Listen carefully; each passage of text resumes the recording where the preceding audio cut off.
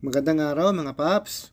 Welcome back to my channel. Like ka ba nakasombrero? Dahil mababa ang iyong confidence? Dahil ba yun sa nalagas mong buhok, paps? Ganun, paps. Panoorin mo ang video ito upang malaman mo kung anong pinakamabilis na solusyon sa iyong problemang hair loss. So ang ating video for today mga paps ay about scalp micropigmentation or SMP.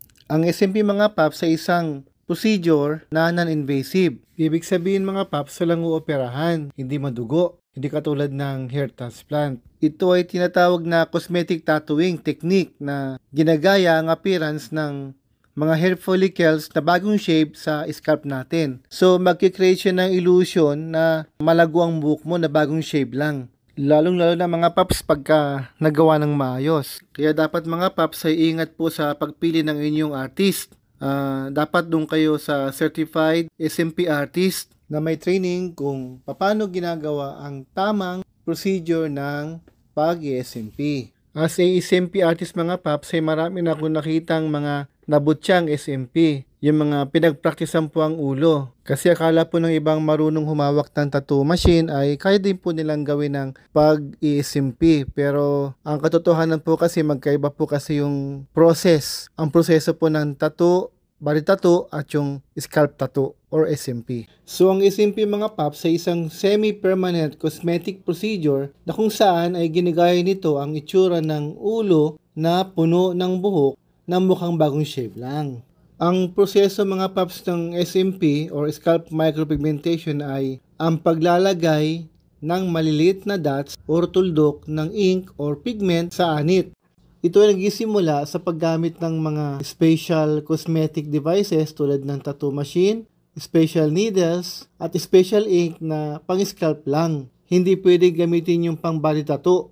Naglalagay ang SMP artist ng maliliit na dots ng ink or pigment sa anit at pwede din i-blend sa remaining na mga buhok pag meron pang buhok. Upang magmukhang makapal yung mga buhok, kunyari manipis na yung buhok nyo, magmumukha siya makapal. Bali magtitimpla ang SMP artist ng akmang kulay sa pigment or ng pigment para mag-match sa buhok. Mga paps, ito ang tanong, bakit mas okay ang magpa-SMP? Mas okay ang magpa-SMP mga paps dahil ito ay mura at mabilis ang result. As compared dun sa mga ibang treatment ng hair loss or ng hair restoration treatment. Tulad ng hair transplant na napakadugo at napakamahal. At yung isa pa, pagpapahid ng mga pampatubo na hindi naman epektibo. Napakamahal din. Gaano katagal ang proseso?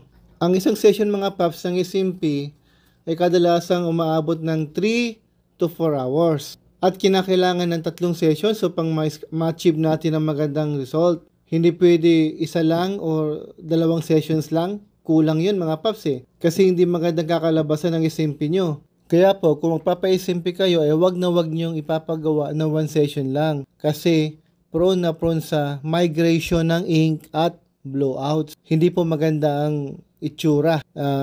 Parang ano po yun, may mabobotya po yung SMP nyo. Imbis na nagkaroon kayo ng confidence, lalong nawala. Botya eh. Madalas na itinatanong sa akin pa nag-i-inquire, gaano katagal mabura ang SMP? Ang SMP mga paps ay semi-permanent. Mag-fade din siya. Kadalasang inaabot 3 to 5 years. Depende rin yan kung paano aalagaan. Mas madaling mabubura ang SMP nyo mga paps kapag palagi kayong nasa arawan tapos wala kayong sombrero man lang. Tapos palagi kayong nasa sunburn, naliligo kayo sa dagat. Tapos yung mga paps, yung isa pa, yung normal na nangyayari sa ating mga skin, yung kapalit ng skin. So, nababawasan din po yung pigments na nakadeposit dun sa ating mga skin. Another question mga paps, masakit ba? Mga paps, bawat tao ay may kanya-kanyang pain tolerance. Sa experience ko as a SMP artist mga paps ay very bearable naman ang sakit. Kayang-kaya mo naman tiisin. Kumbaga, tiis-pogi lang para ma-attain natin yung gusto nating mangyari sa ulo natin. Kuminsan mga paps, nakakatulog pa ngayon mga clients ko eh.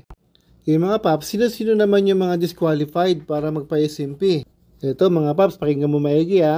Bawal ito sa pag meron kang skin acne, yung parang tagyawat sa ani. Tapos pag meron kang psoriasis, bawal yun. Ano pa bang bawal? Bawal pagka undergo ka ng chemotherapy. Di ba yung mga nag-chemotherapy nakakalbo? So gusto magpa-SMP. Tapos bawal din sa buntis. Ito mga paps, ito na yung pinakalas sa tanong. Ano yung mga possible na side effect? Mamumula mga paps ang natin, ang anit natin, pero mawawala din naman agad kinabukasan. Medyo makati pagka tuntong ng mga 4 days, 5 days makati na siya kasi nga parang microsugat siya, naghihilom, gumagaling, so makati siya.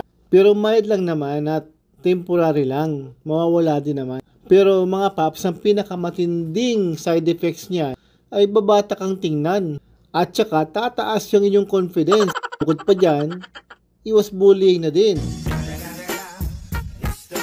Pero yun nga lang mga paps, paalala talaga, pili kayo ng mapagkakatiwalaang SMP artist. Kailangan po yung may training, man lang, hingan nyo ng certificate kung kailangan.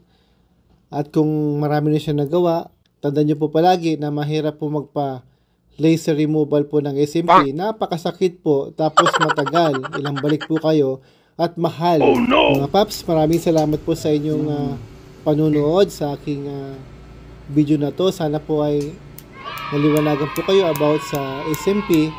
At please subscribe po para sa susunod ko pang mga video about SMP. Parang nabuburo siya pag nadaanan, di ba? Maraming salamat po ulit. God bless.